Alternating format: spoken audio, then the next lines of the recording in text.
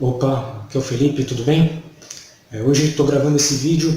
para falar uma coisa para você. Ao longo das últimas semanas a gente conversou um pouco sobre as sprints, né, sobre como funcionam os sprints, e eu pensei em mais uma coisa a respeito disso que eu acho que vale a pena compartilhar com você, por isso estou gravando esse vídeo hoje, que é a respeito de sprints paralelos, né, que é a questão de você ter, dado um determinado projeto,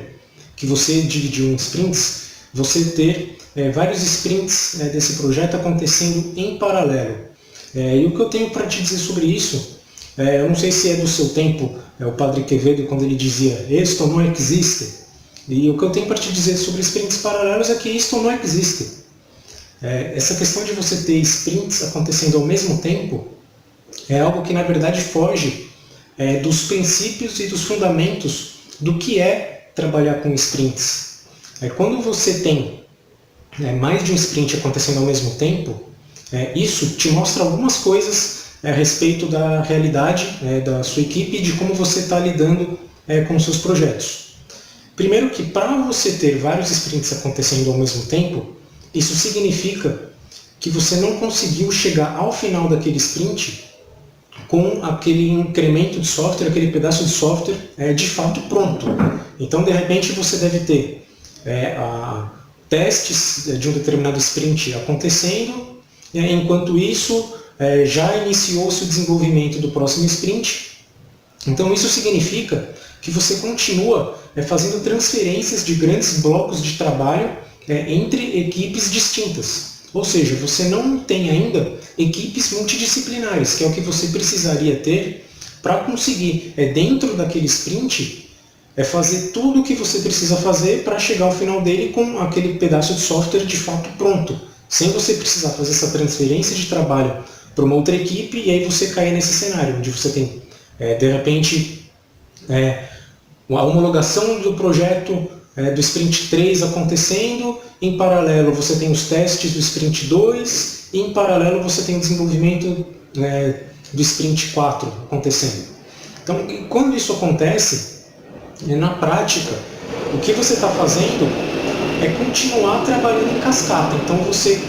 beleza, você pegou o seu projeto, você dividiu ele em partes menores, só que essas partes menores você não está conduzindo elas de fato com sprints. A cada pedaço do projeto você transformou em pequenos cascata, e esses cascata eles vão trafegando entre as equipes de forma paralela. Inclusive, isso pode trazer alguns efeitos colaterais indesejados para a sua equipe. Porque quando uma determinada equipe ela já está desenvolvendo de repente um próximo sprint daquele projeto,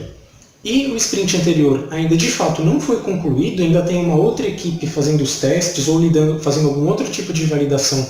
naquele sprint anterior, pode acontecer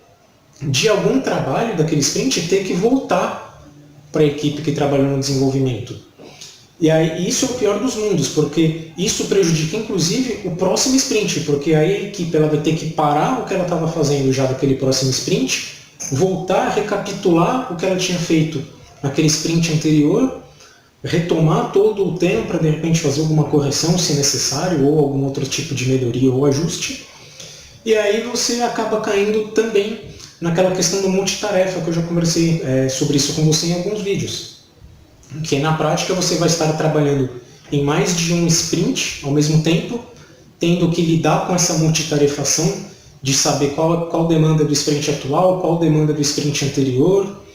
E um outro efeito colateral também é que isso prejudica inclusive a gestão do código, falando de um ponto de vista mais técnico do desenvolvimento do software. Quando você tem vários sprints em andamento ao mesmo tempo, isso gera uma dificuldade e um retrabalho maior no que se refere à gestão do código que você está codificando desses sprints. Então, de repente, você vai ter ali,